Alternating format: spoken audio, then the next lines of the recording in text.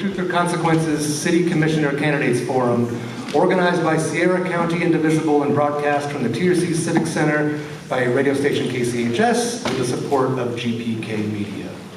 My name is John Masterson, and I'll be moderating tonight's forum. My wife Marianne and I, and our son Hank, own the brewery in downtown TRC. I also serve on the board of Main Street Truth or Consequences and run the website sierracounty.biz, dedicated to highlighting positive regional business news. Sierra County Indivisible is one of about 5,000 local chapters of a national grassroots organization dedicated to engaging citizens in our democracy. The local group envisioned this event as a community conversation with the 13 candidates running for City Commission this year. That's why they made sure to invite you, the community, to submit questions in advance. And boy, did you ever. Your neighbors and friends have written the vast majority of the questions I'll be asking tonight. I only wish that you could have used more of them with the time that we have. Before describing the structure of the forum, I'd like to acknowledge the amazing volunteer team that made this all possible. Pat Barras, Vicki Boynton, Tom Hinson, Maggie Carlin, Leslie Sekovic, Jan Thedford, and Diana Tittle. Because of their dedication and work, at the end of this forum, if all goes well, we will all be better informed about our candidates' vision, values, and skill set. 10 of the 13 candidates will be joining us tonight. 3 others are not present, unfortunately. Ingo Hefner and William Jacka, both running for position 2, and Amanda Forrester, running for position 5, were unable to join us tonight. You can learn more about these candidates and everyone who's on tonight at the info table at the front of the building. Now on to the nuts and bolts. Because of the large size of this field, tonight's forum has been divided into 3 question and answer sessions, 1 session for each open seat. Each segment will begin and end with a brief candidate statement. In between, I will ask 5 rounds of questions. Again, most of these questions were written by members of this community. I will be asking all of the questions during the forum. At the conclusion of the forum, we've asked the candidates to stay on to have one-on-one conversations with anyone who's interested. To make the most of this community conversation and give every candidate an equal chance to be heard, we're asking for everyone for their cooperation on a couple of things. First, this would be a fantastic time to pull out your cell phone and silence it. Second, candidates, please respect the 1-minute time limit when answering. Please do not interrupt each other. This is not a debate. We ask you to focus on making your points rather than arguing your partner's points. Members of the live audience, please refrain from shouting or hissing or whistling or jumping up and down. Please hold all of your applause until the very end of the forum. Okay? Okay. Let's get started. This is an ambitious schedule, by the way. We've got roughly 22 questions and 3 positions and 10 candidates and 2 hours. And so somehow the math is going to work out, but we're going to keep it moving along. So starting out with our position 2 candidates. Already seated here to my right are Randall Aragon and Carol Borsello. Candidates, you each have 1 minute to make your case, your basic opening speech. You have 1 minute. Randall Aragon, you go first. Good evening. I'm Randall Aragon. I have many years in government, 29 years local government experience as a top-level department head. I'm a combat veteran. My platform is basically simple: community governance, financial stewardship, and transparency in government. My logo for running is Your Input Matters. And finally, I answer the phone. Thank you. Thank you, Mr. Aragon. Now, Carol, you're up. Carol Borsello. Hi, everybody. Thank you for coming. Glad to see you here. Glad to see your interest in this. I am interested in seeing the City Commission perform on a level that responds to the people it is responsible for. I would like to see it do more outreach. I'd like to see the people bring more input to the City Commission if we are able to make ourselves more available to you. And I hope that all of this can take place in an atmosphere of cooperation and we can get things done together and help this town. Thank you. Thank you, Ms. Borsello. So we're on to round one of the questions for the position 2 candidates. As forum moderator, I submitted the first evening's question. Ms. Borsella, you will answer first. What, in your view, is the most pressing problem TRC faces, and what do you pledge to do, if elected, to help the city tackle it? My answer to that is going to be infrastructure.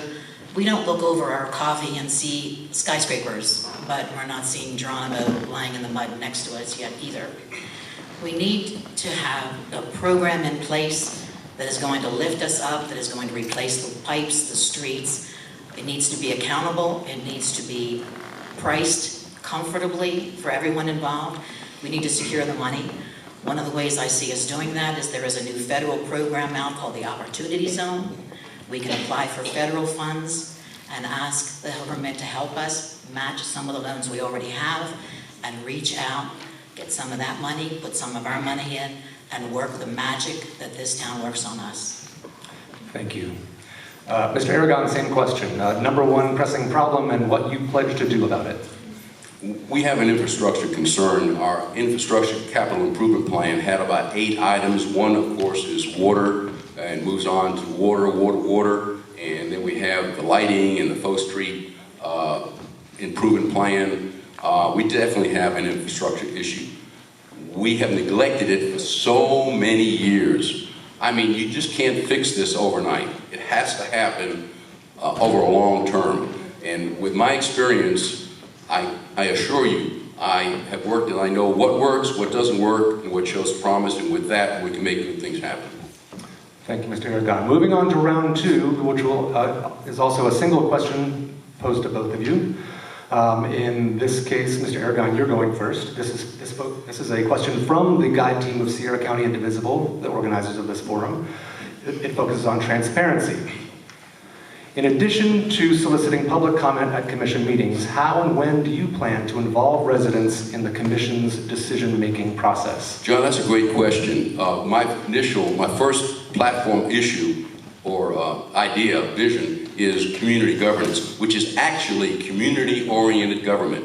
It actually involves getting the community, citizens, you all, involved in participating, engaging you, and getting you involved in decision-making in all public matters. I intend to have town hall meetings, I can do it as commissioner, and bring you in and find out what the concerns are and then work on them methodically. This has got to happen. We can't do it without that. Thank you, Mr. Aragon. Moving on to round 3, these are questions from the public, and I apologize. Please. Thank you. Just do that anytime you want. My turn. Thank you. Would you just ask the question again to replace me, Sure. please? In addition to soliciting public comment at commission meetings, how and when do you plan to involve residents in the commission's decision-making process? So by nature and by inclination, I'm a writer. I would like to see information be available to people in writing.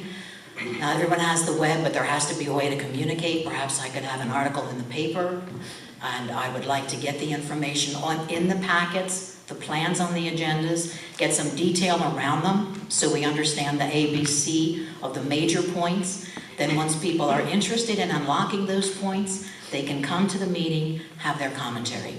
I'd like to see the meetings be scheduled at night as well so that our workers can be there.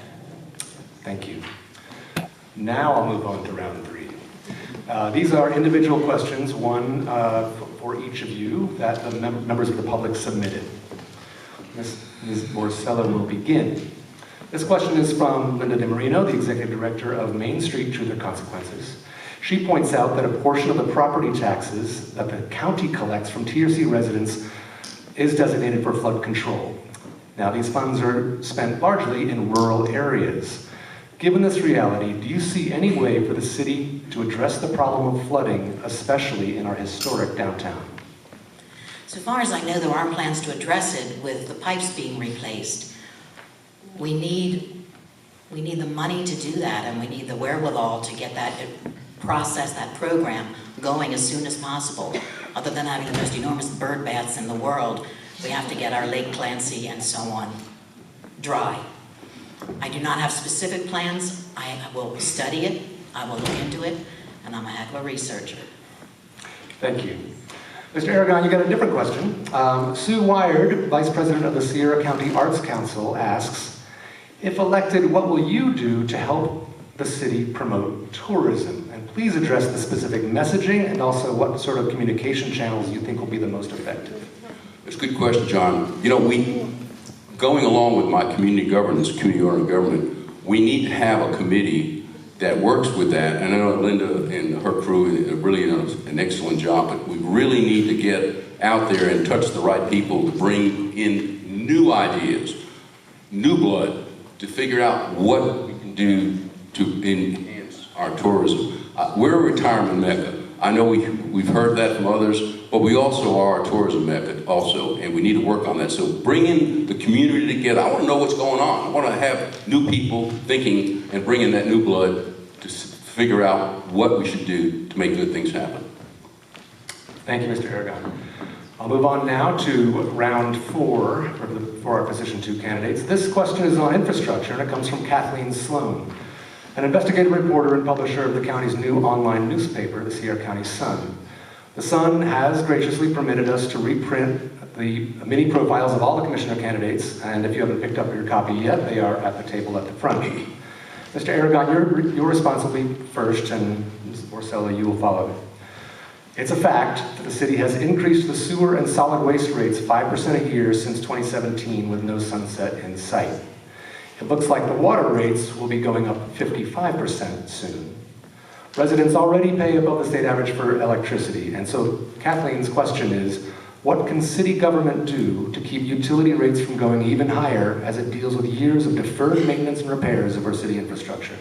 John, that's a deep question, and I need to go into a deep dive on that one because we have neglected to raise rates for so many years that we're at the condition we're at right now. I mean, it takes about, was it $16 for 6,000 gallons, which is per month, which is the average household utilizes. We have neglected raising rates so long, we're in the condition we're at now, and we don't have the monies to improve our water system. So we need to do something about that. And again, we need to get the community involved to give us good new ideas. Thank you. Thank you, Mr. Aragon. Carol, same question to you. What can city government do to help keep utility rates down as we deal with years of deferred maintenance and repairs of our city infrastructure? I would like to see us promote tourism more and get out there and bring more people in. They help us pay our bills. I would also like to see the city pay more attention to being responsible about not borrowing against emergency funds to pay present day costs. We need to keep up with costs of living, get them out there to the people in an understanding way.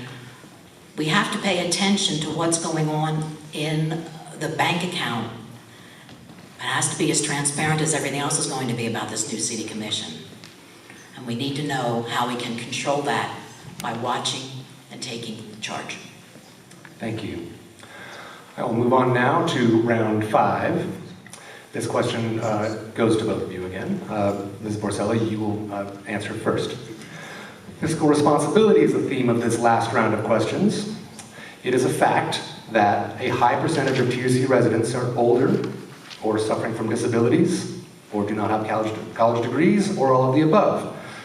Margot Wilson, who runs St. Paul's Episcopal Church's Food Pantry, asks, given the demographics of this workforce, what job creation strategies do you think the city should pursue to increase employment and municipal revenues? We need to get more of the youth involved. We need not to have them leaving the city in order to find employment elsewhere. We have to offer them logical choices that are more in the vocational areas. We need maybe, I don't want to say fewer doctors because we need them, but we need fewer sophisticated degrees, more people who can handle a shovel, and they're paid well for it. Okay, thank you. We'll move on now to, Mr. Aragon will answer the same question about how we think we can increase employment and municipal revenues when, given the demographics that we're working with. Another good question. Our demographics, the average age, I think, is in the late 50s for our community. We're a retirement mecca. And another deep dive needs to go into that. Where can we, where's our industry? We have Walmart, and, I noticed we're going to have a hemp operation coming in. That thing kind of slid off into a dark zone. So really, we need to work on having someone to rebrand our city regarding employment. And it's going to take a committee, it's going to take a person that has fresh blood, new ideas, is creative, and we need to work on that. And I know there's somebody out there that can do that, but we just can't keep moving along like we're doing, because the older senior citizens need to look at employment. Look, it doesn't matter what age you are, you need to go work if you can. Thank you. Candidates, we're moving on to closing statements now. You'll each have 45 seconds to solidify your support. And Mr. Aragon, you will begin. Nothing like being first. Once again, 29 years local government, municipal experience at top level department head, combat veteran, if I can handle all that. I know I can handle 110 employees in the city. And once again, your input matters, and I do answer the phone. Thank you. Thank you, Mr. Aragon. Carol Borsello, your closing statement, please. I would like to ask you your vote because I think I can do a good job, a fair job, a competent job. I intend to keep in touch with you. I intend to share information and ask for your input in sharing information with me. I need to know your concerns. It's a flow. We're in that flow right now, moving forward. Thank you. Thank you, Carol Borsello and Randall Aragon. That concludes our question and answer session for the position 2 candidates.